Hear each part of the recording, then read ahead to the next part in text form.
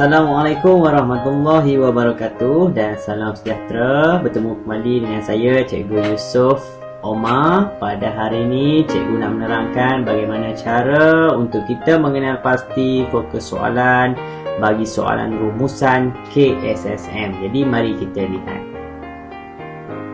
Baik, ini adalah contoh fokus-fokus soalan yang kebiasaannya keluar dalam soalan rumusan. Jadi kita lihat kalau satu ni ada punca-punca, masalah-masalah, kesan-kesan, langkah-langkah, kepentingan-kepentingan, keburukan-keburukan, peranan-peranan, ciri-ciri, fenomena, sumbangan.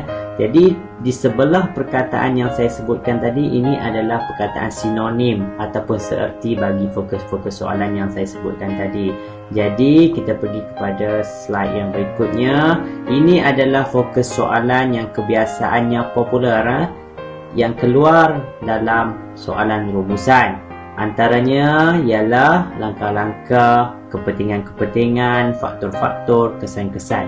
Jadi suka saya tegaskan di sini, perkataan sinonim dengan fokus soalan ini diterima. Contohnya pelajar tulis punca-punca, diterima kerana dia membawa maksud faktor-faktor. Kalau pelajar tulis cara-cara ataupun kaedah-kaedah, diterima sebab dia membawa maksud langkah.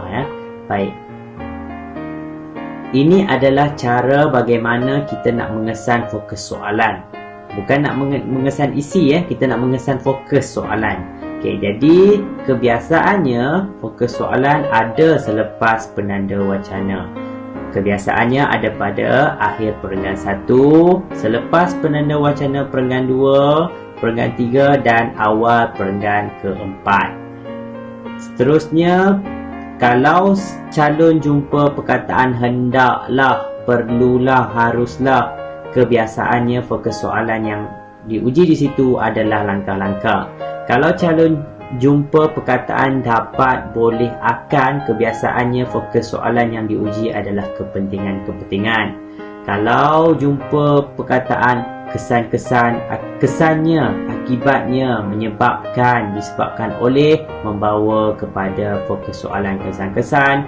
Dan akhir sekali, kalau jumpa perkataan hasil daripada, berpunca daripada, kesan daripada, membawa fokus ke soalan kepada faktor-faktor.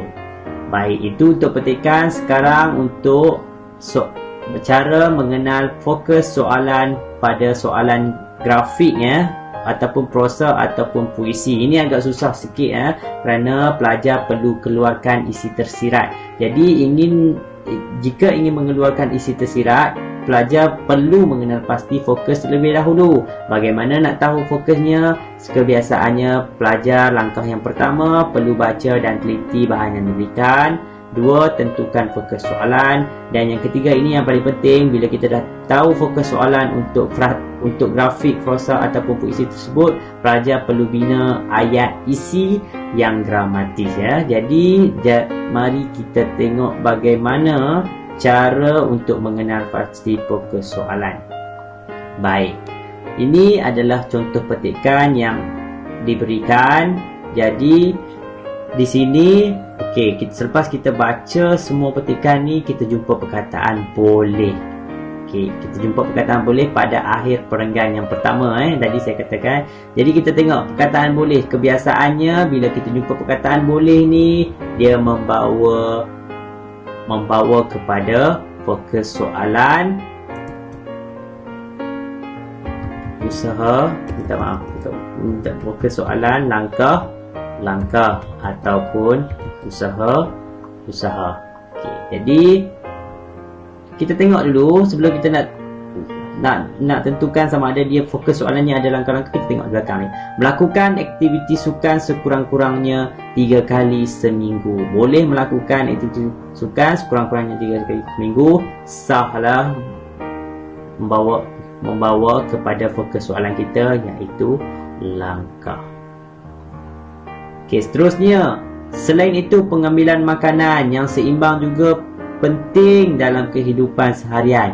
Bila kita tengok isi yang di belakang ni, kita tahu ini adalah langkah. Dan kita tahu fokus soalan 1 untuk soalan ini adalah langkah. Ini langkah. Okey, kita tengok soalan untuk soalan grafik ya. Okey, kita nak tentukan, kita tengok soalan grafik. Okey, ini grafik yang diberikan. Kita kena baca dahulu, kita baca, lepas tu kita analisis, baca dulu apakah yang terjadi sekiranya kita tidak melakukan gaya hidup sihat. Gambar yang pertama dibagi sakit, gambar yang kedua obesiti, gambar yang ketiga tekanan. Jadi selepas kita baca, kita analisis. Jadi kita analisis, kita dapat tahu bahawa fokus soalan untuk soalan ini adalah kesan. Adalah kesan. Saya besarkan Jadi selepas dah tahu analisis grafik ini adalah kesan-kesan, kita kena buat ayat ringkas ayat yang ringkas dan gramatis untuk memasukkan ayat ini ke dalam rumusan kita. Jadi kita dapat tahu yang untuk soalan satu ni dia adalah individu mudah mendapat penyakit. Rujuk ini gramatis ya. Ayat yang mati mesti ada subjek dan predikat. Lepas tu ayat yang kedua, individu mengalami masalah obesiti yang kronik. Boleh masukkan.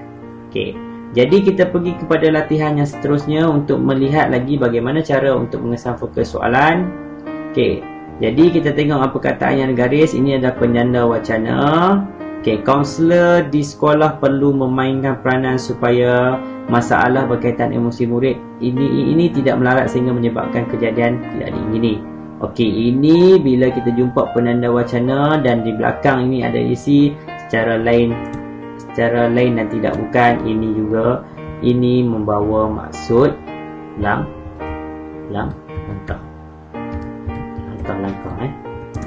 sebab isi dia merujuk kepada langkah. Selepas itu kita baca. Ini pun kaunselor perlu menganjurkan program yang boleh menunjukkan kesedaran ke arah mengenal pasti punca simptom dan kaedah mengenai masalah emosi. Ini pun merujuk kepada langkah. Lepas tu kita baca lagi. Hal ini berlaku disebabkan oleh. Bila ada perkataan hal ini berlaku disebabkan oleh, kita tengok di belakangnya mereka berasa kecewa dengan diri sendiri dan kehidupan seharian. Ini merujuk kepada kesan. Hati-hati ya bila kita jumpa kata kunci tadi. Lepas tu kita tentukan kita punya fokus soalan, kita tengok isi yang di belakang, kita dapat tahu ini merujuk kepada kesan. Jadi suka saya ingatkan, ini contoh yang tiga bahan. Dia ada 3 bahan. Jadi kita tengok untuk bahagian grafiknya pula. Grafiknya pula dia bagi bahan 2. Grafiknya pula kenapa stres, merujuk kepada punca-punca ataupun faktor-faktor berlakunya stres. Jadi kita kena tentukan isi yang pertama. Tekanan masalah di sekolah. Yang kedua, masalah percintaan yang tidak dapat diselesaikan. Contohlah, kita bagi contoh berdasarkan gambar ini. Jadi saya rasa secara untuk pembelajaran hari ini, saya hanya memberi fokus kepada bagaimana cara kita nak mencari fokus soalan untuk soalan petikan dan soalan grafik. Jadi cikgu akhiri pembelajaran kita pada hari ini dengan wabillahi taufiq wa hidayah. Wassalamualaikum warahmatullahi wabarakatuh dan jumpa lagi.